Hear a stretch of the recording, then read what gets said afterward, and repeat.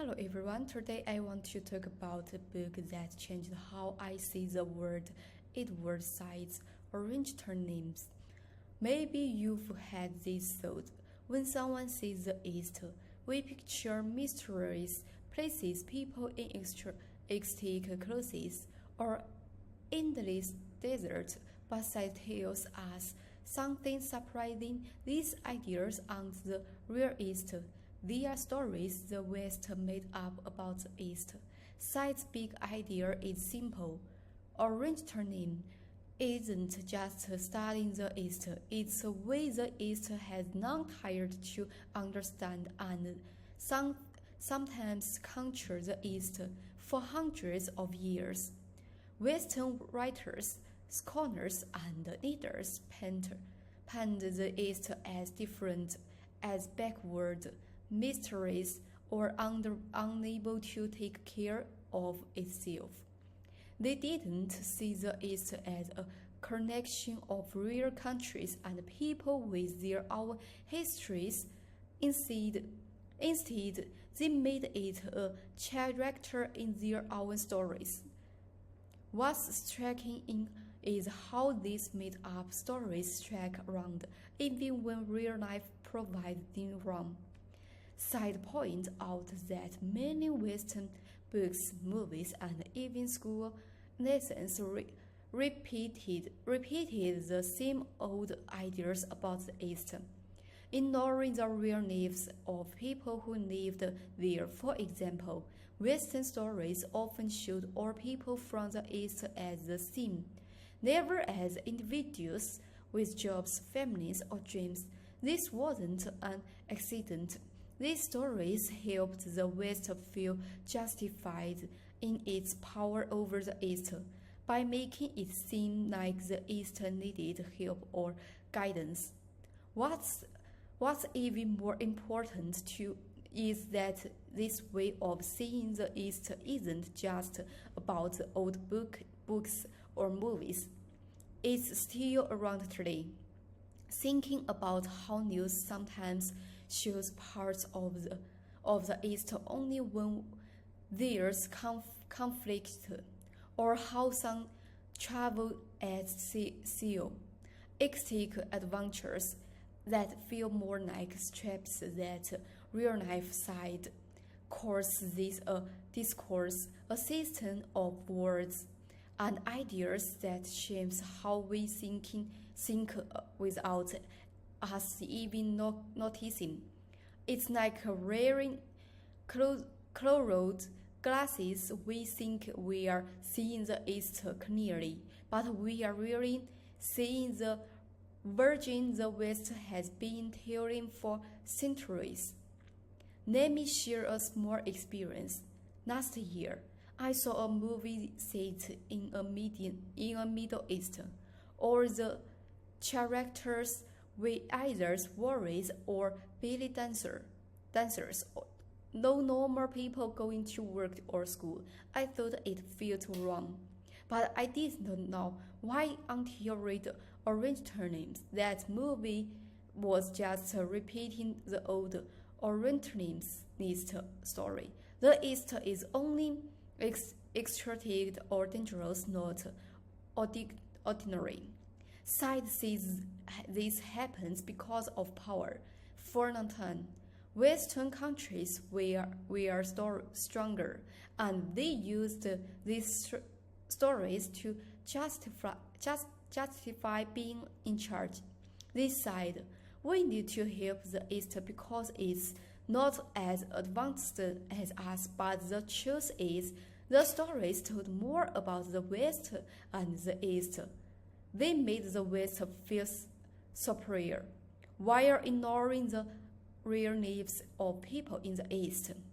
But this book isn't just about criticisms, it's about waking up. Side wants us to see that the East isn't a single mysterious place.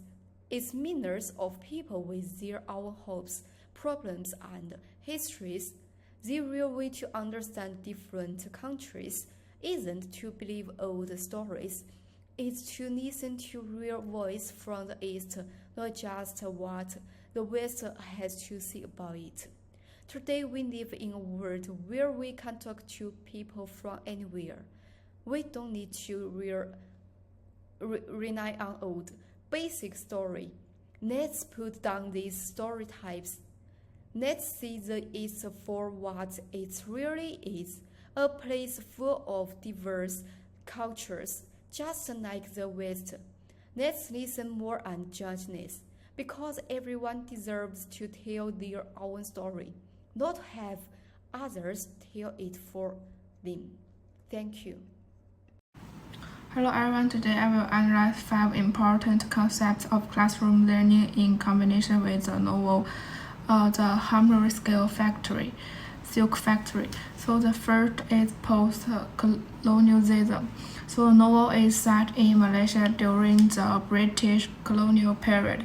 We can see that the colonial government established an elite school for only the upper class and wealthy Chinese children to attend school.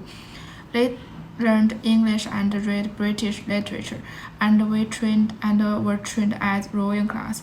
So this shows that colonization is not only the occupation of land, but also cultural colonization.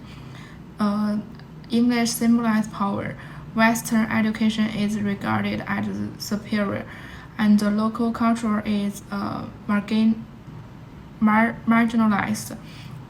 So this is exactly the colonial heritage criticized by post-colonialism. So next is Orientalism. In the novel, Peter, an Englishman, performed in exaggerated costumes at local festivals, which were criticized as disgustful by other British people. This reflects the colonizers. On the other hand, regard the East as a stage of performance. On the other hand, I'm afraid that I will be Orientalized. So this is in line with the Orientalism proposed by Edward Said. The West is not only opposite with the East, but also belittles the East. The second concept is boundary epistemology. The author himself has lived in England for a long time, but his feelings are still connected with Malaysia. He mentioned that the characters in the novel are in the stage of drifts and lost roots. For example, Johnny, the descendant of Chinese manners, Snow makes the identify Peter, but the colonists are excluded. They all live in the border between culture and identify. Therefore, it has a different perspective from the mainstream society. This is exactly what the theory of border knowledge emphasizes. The really important knowledge often comes from marginal groups. The third is discrete ethnic group. The novel mentions that Johnny's parents were Chinese hard workers who were brought to mine by the British colonists. This is a typical discrete experience, forced to migrate to survive in a foreign country, lose the original belonging. They don't completely belong to China, nor is it completely accepted by the Malay society from a mixed identity. This reflects what discrete ethnic groups often face, confused about identity, survival in the cultural gap. The fourth is post-colonial feminism. The female characters in the novel are usually in a state of control, and Snow is treated violently by her father for mentioning a smiling woman. This shows partner violence. Women lacked the right to speak. Emotions were suppressed. Post-colonial feminism point out that women in the third world face double oppression, colonial structure, and patriarchy. women are not only influenced by colonial history, but also controlled by male forces in local culture. Finally, there is the intersectional theory. Journalists identify it very complex.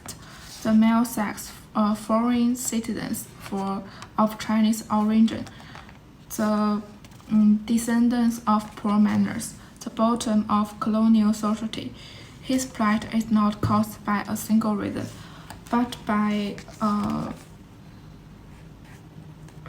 racial discrimination, class poverty, colonial exploitation. Multiple identities overlap from a deeper operation. This is exactly the key point emphasized by the intersectional theory. In conclusion, through the Hammer Silk Factory, I realized that post-colonialism removes the colonial heritage, critical stereotypes of Orientalism, boundary knowledge emphasizes marginal sound.